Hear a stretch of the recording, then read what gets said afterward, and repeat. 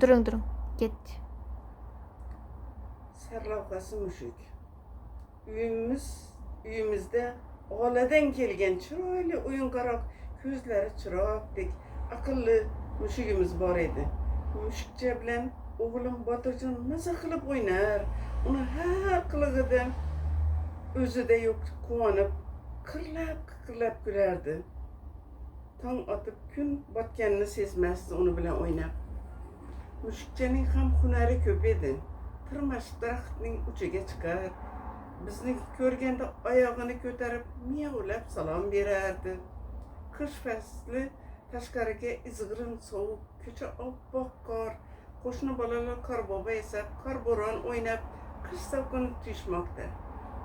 Mushugimiz esa sovuqda, qorda qolib rosa muzlabdi. Ahvoliga qarab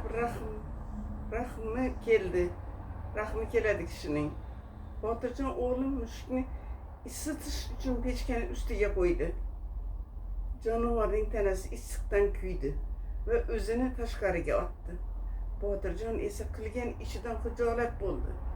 U mushukchani isitishni o'ylabdi-yu, kuyishni hisobga olmabdi. Uning mushukchaga rahmi kelib, kuygan joylariga malham bosdi. Ko'zlarida esa duv yosh oqizardi.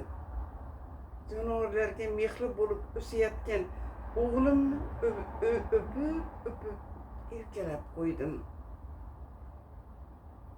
Mana bolajonlarimizni qalbida mehri uyg'onib, uni ko'chada sovuq qotib qoldi, qizdiraman pechkada deb o'ylagani afsus bolaligi bo'ldi.